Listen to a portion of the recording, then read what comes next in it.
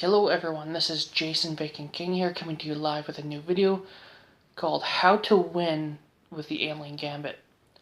In this video I have 5 different games of varying skill, which I intend to go through from worst to best, excluding the last one.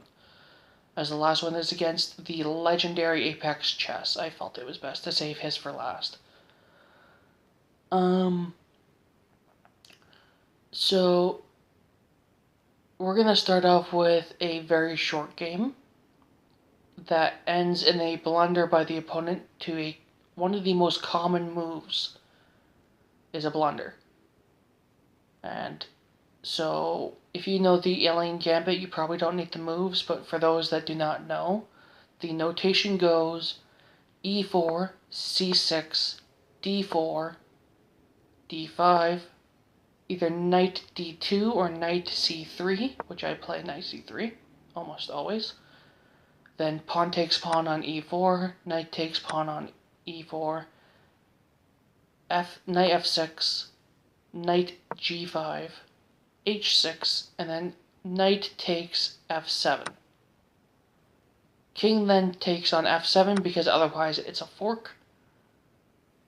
And then here the top engine move is to play bishop c4 check. However, I am not the computer, I do not know how to play that line, so I play first knight f3. Now in this position, the opponent plays a big blunder, but before I go over the blunder, I will tell the good moves in this position. Here it's very logical to play something like b knight d7, maybe expecting the bishop c4 check and play something like king g8, preparing for officially getting in the corner with king h7 if there is any bishop c4 check. I could accept e6 as well. E6 is not bad. Really, even if you can't think of any of those moves for whatever reason, you're lower elo, a5 I don't think is a bad move. a6, something like that. Even something like that that's a waiting move is okay. I can also accept bishop f5, that's not bad either. But bishop g4 is a blunder, because in this position you can give check. And for the respect of the opponent, I gave them the draw, because they're 500, and I was actually actively teaching them, not trying to just destroy them here. But this position is already losing because after this they have to move their king, so let's go to game review. So I can edit.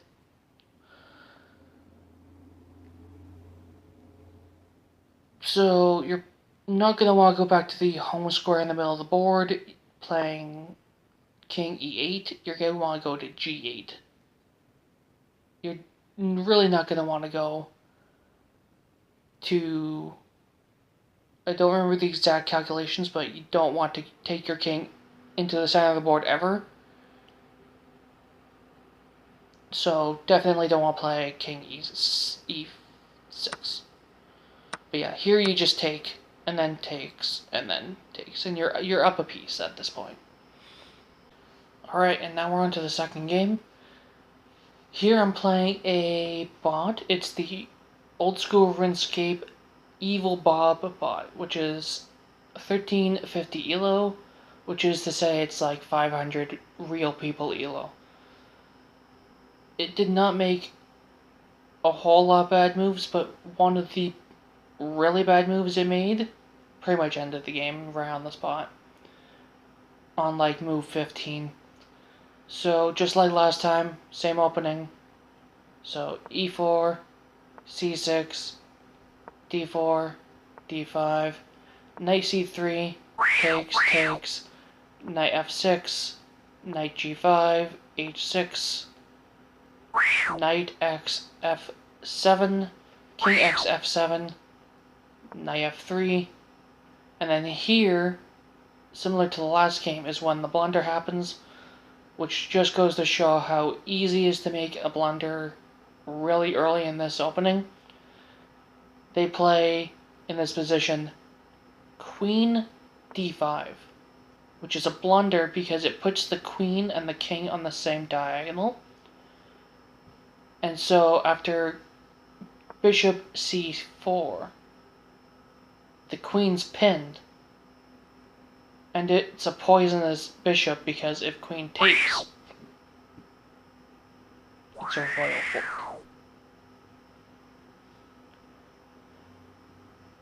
And so in this position, the bot plays king g8, takes, bishop g4, queen d3, and I'm just winning this game. I'm not gonna go over this game too detailed. I'm just gonna show off the rest of the game. It's just a slaughter. As you can see, I slowly start trading off pieces, one at a time, taking what I can take when I can take it. Slowly building up tension, putting the pressure on. And if I can get a trade, I make a trade. And now it's just over. Rooks are gone. And I decide to be a little cheeky here. I can easily end this in probably 3 moves. But I decide instead to slowly take the king's moves away. And castle checkmate. Alright, and now we're on to the third game. I gotta say, this is the most wild game I've played in a long time, if not ever.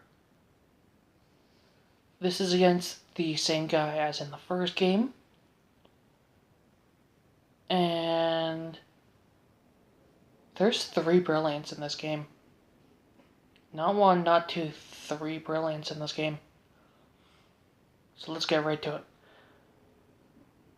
We start with e4, c6, d4, d5, knight c3, takes, knight f3, knight g5, h3, knight takes f7, king takes f7, usual stuff, knight f3, and here, what surprises me is he played the top engine move, which is c5. Surprised he knew that was the top engine move. But here I give knight e5 check. He plays king g8, bishop c4 check, e6, only move, castles, takes with the pawn, which I feel like he is supposed to take with the queen here, not the pawn, but maybe he just didn't want to trade queens. I play rook e1. He plays knight c6. I play best move, knight g6. He plays rook h7, which is a blunder. And it's a blunder because here you can sacrifice the rook. And the idea here is that if takes, it's just checkmate. So you can't take here.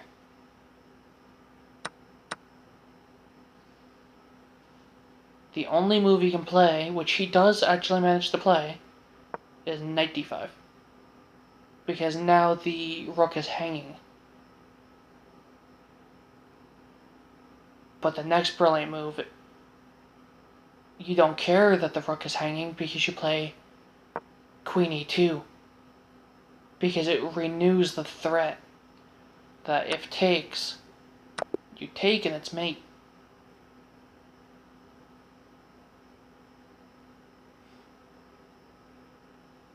And it's just over. Like, you can't move anywhere. So here, you don't take. You play bishop c5.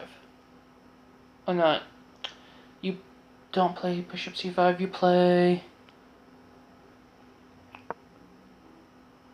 He played bishop c5, but you play king f7. So now you're attacking twice. But he doesn't play that, he plays bishop c5. Which leads up to sacrificing the rook again. Because if takes with the bishop, you take the knight with the bishop, which is now covered from being taken by the queen. And then in this position you play here. And then here. And it's over. Or here and here. Well, either way works. And if you don't take that way, and you take with the queen, it's still mate. Because of this. It's just mate. Here. Here.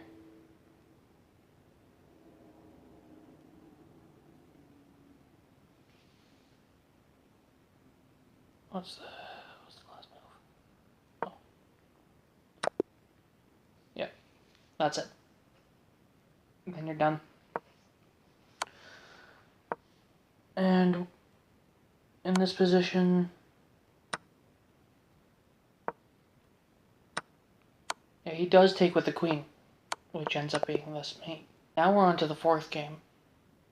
And I'm sure you're sitting there like, okay, enough with the low-level players and the bots. Let's get into some meat.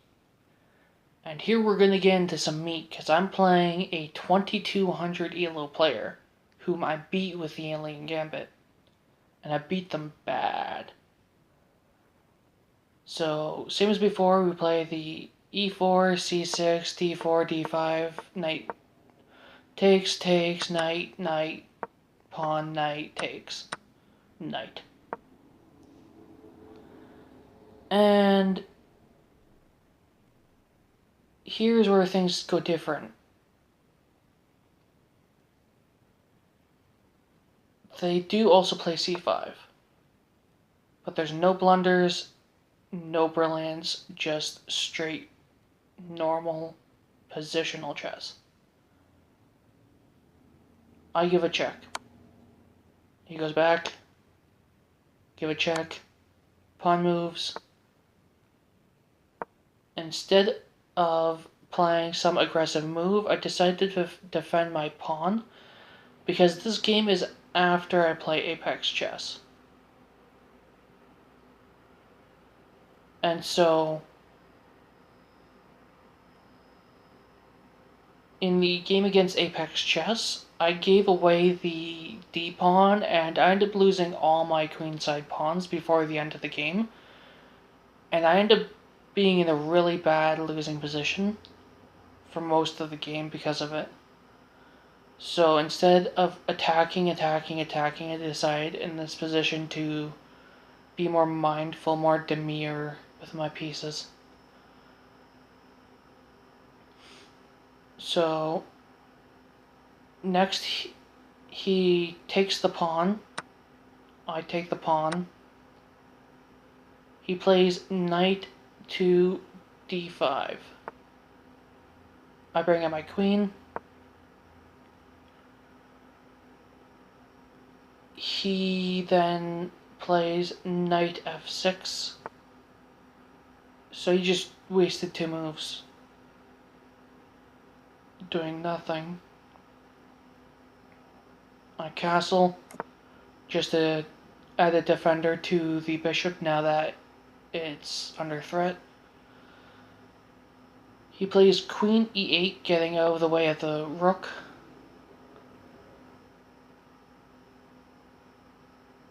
I play h rook to e1, just getting both rooks on the open file. Semi-open file for the e file, but you get my point. He plays b5, attacking my bishop. I play queen takes rook, because that's just a free rook. He takes my bishop, I take his knight, and I'm just up 5 pieces of material suddenly. Oh, 2 or 3 pieces of material still. I'm up material now. He plays knight d7, attacking my queen. I snap take that. I'm winning. Why not just take advantage? He takes with the queen, and then I take his pawn with my bishop, because if he takes with his queen, which he has to because it's under attack by my rook now, which he does, I take his bishop, and now I'm up 4 pieces of material. Next, he plays king h7, just trying to keep his king safe. I play rook d7, pinning the queen, though he does save the position by both attacking my queen and defending his own by playing bishop e7. I play queen c7, just reinforcing my rook to take the bishop and maintain the pin and force the queen trade, or the queen off. He plays rook e8. And then in this position, I play rook takes e6. And in this position, there is no longer any way of him out-trading me. He does not have enough material to attack or to defend his bishop. And so here he gives a check, which I block with the pawn. And he can't get to my king fast enough. It's just over. He has nothing here. And so, after going here by mouse slip, he was trying to take the g2 pawn, I was told. But it's over. Like, I'm taking everything. And he resigned.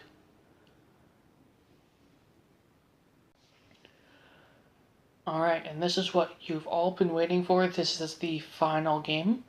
And I would be playing Apex Chess. So, usual opening, e4, c6, d4, d5, knight takes knight, knight, knight, pawn, knight, king takes knight, knight. And in this position, he also plays c5. But after knight check, king back, bishop check, pawn down, I'm kind of too far in my head in this game. I'm playing on stream. This is the first game. I asked specifically in a blitz stream for a rapid game so I can think. And so the pressure is on. And I admittedly was doing this for trolls because I don't know this opening that well. And so I play c3. And I'm choking. He plays bishop c6. And I know from pattern recognition that you play, like I normally play knight g5, but like I just didn't trust it. I just saw queen coming into attack with queen e8, and I didn't really know what to do with my knight after this, so I just moved it back, and like I'm severely losing this position now. I think it's like a -3 right here, or -2. Yeah, it's -2 and it gets to -3 because I just lose it. But this is a very short game. It's only 30 moves. So I decide to take, or he decides to take the pawn. I castle instead of taking because I was trying to focus on development over just a pawn. I figure I'll lose another pawn. It's fine. If I can get my rook active, then it's worth it. He takes the other pawn, and I just snap up his queen, which is terrible for me.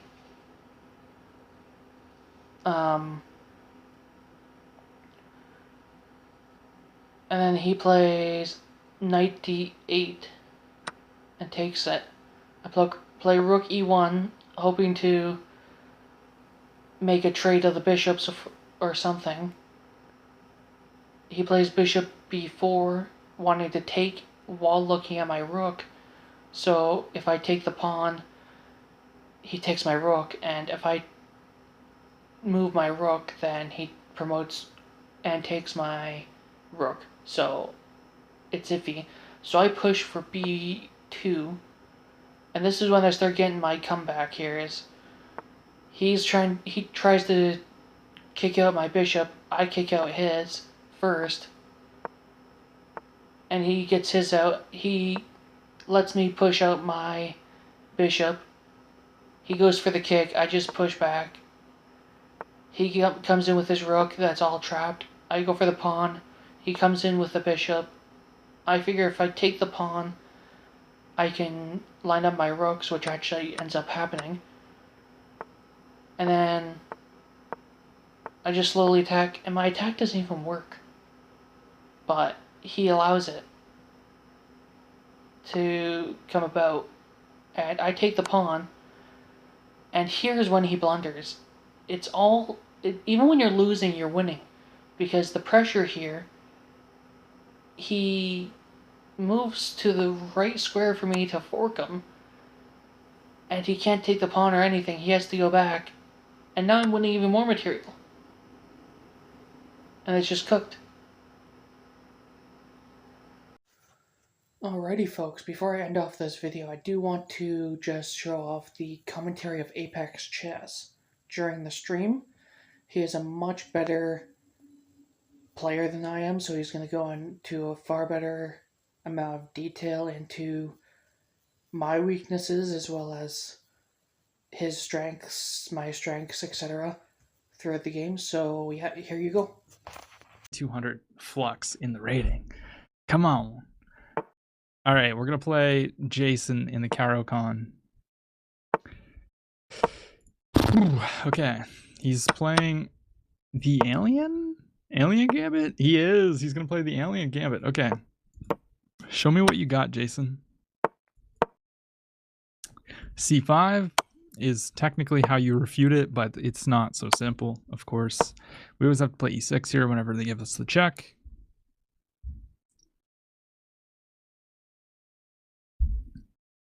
How you were no-lifing chess? Oh, yeah, that one day.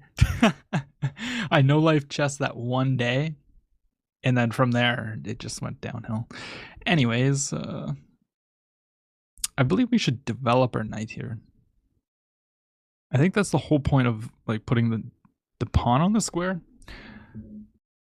I could also take and play like that, but that's being tricky. Can they push the pawn is the question. No, because I would take. Okay, let's play knight c6. The idea is not to take here. The idea is to try and win the pawn. Hype train incoming. What does that mean?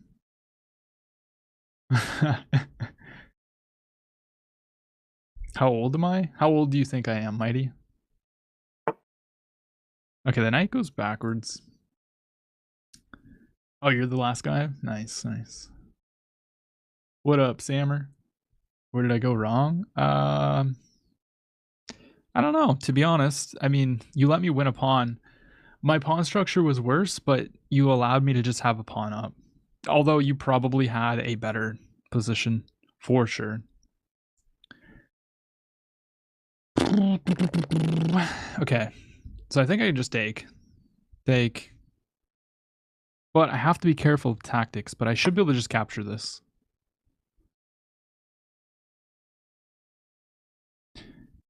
Now, after pawn takes, can I take with the knight? No. Obviously not. Whoa.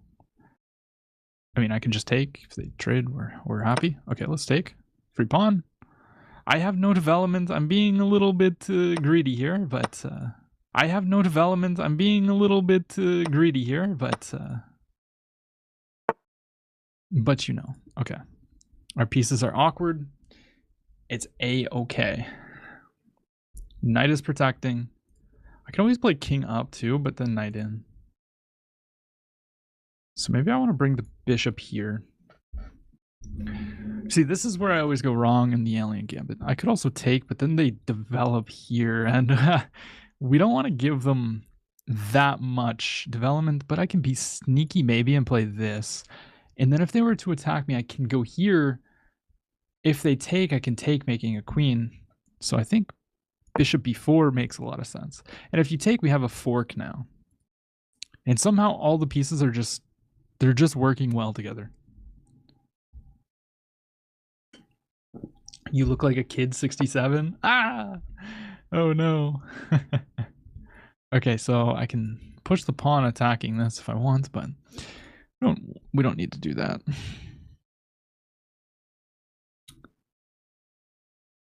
My pieces are kind of stuck. Just, it's not good. Okay. Maybe I push. No. Try to get rid of this bishop, maybe. Let's go a6 and try to play b5. This bishop on this diagonal is very, very annoying.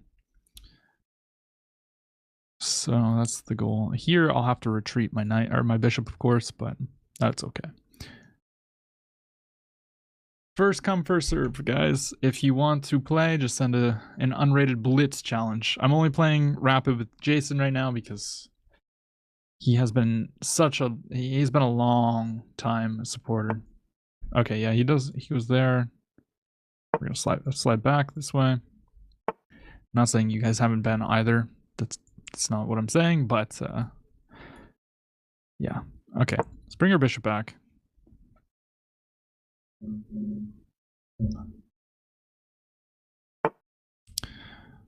Oh, okay, but now I can go here. I mean, we're kind of cementing some things in. Bishop's probably going to stay on this diagonal, but at least then I can maybe get my rook active somehow. I'm a little bit worried about this. Do I need to be worried about that? I can play king up.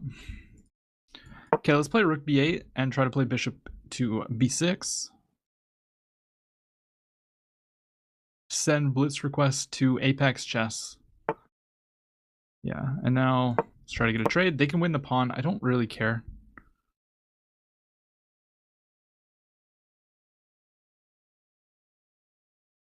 I'm trying, Nathan. You try to play this position. It's not very easy. Okay, let's take here.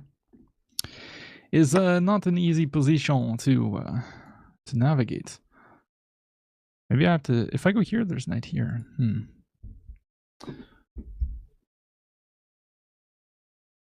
Does it have to be 3-0? No. No, you can add increment if you want to. I mean, increment's lame, but yeah. Here, knight here, king here. And there's no check. There's a check here though. So I need man, it's hard to move in this position. It really is.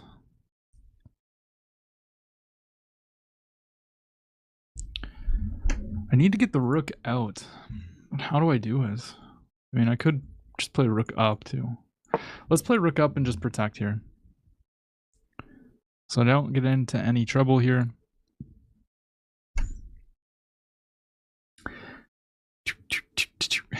Guys, when you push pawns, everything becomes weak. Okay, they have 4 attackers. I have to kind of just protect, right?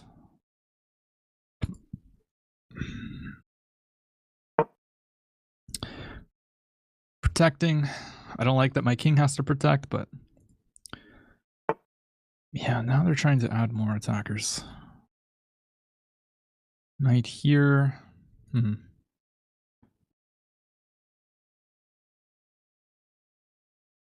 know, I can get this behind it. And maybe step back with the king.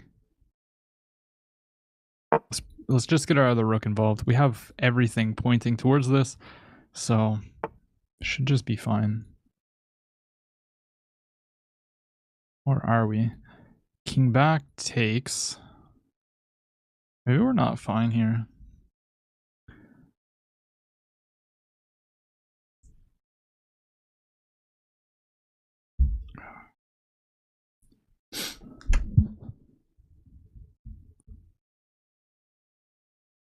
I can't even play this anymore because takes.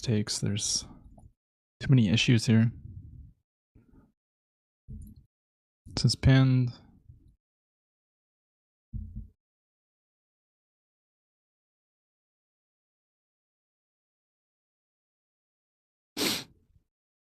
I might be cooked.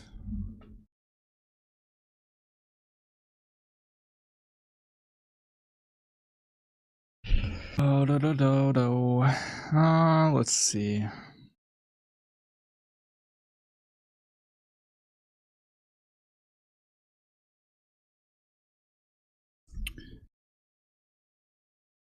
Okay, I'm just gonna move. They can take, I'll play king e7, I guess.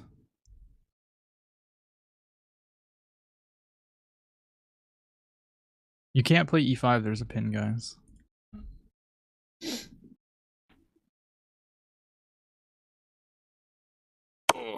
Yeah, takes. I just play king over. I mean, that was the idea. I mean, we're still at material. Oh, there's a fork. Oh my gosh. Oh, I'm just losing everything.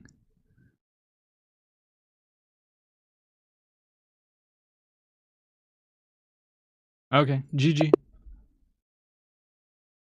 I mean, I just got absolutely annihilated. I had to take back. So it just takes, but I thought I couldn't take for some reason.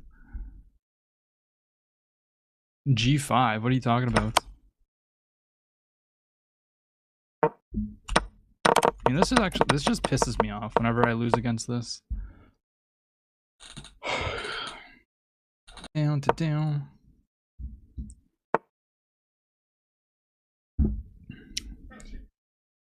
You played way too good to say you have no theory in the Alien Gambit, mister. You played really good for not knowing any theory. Anyways, folks, that's going to be the end of that video. I hope you all enjoyed. I really enjoy playing the Alien Gambit, so honestly, expect to see more of it in the future. I find it's just really, it's complicated to a point where as long as you study decently, you tend to just get people to fold under the pressure of it because it's just so unorthodox. I feel like that's why it works so well, even at like grandmaster level, like with the Alien, can use it against actual grandmasters and probably super grandmasters, though I haven't seen them play any I know and win with it. But that's just me. Anyways, guys, if you like the video, please like and subscribe, and everyone have a good rest of their day. Peace.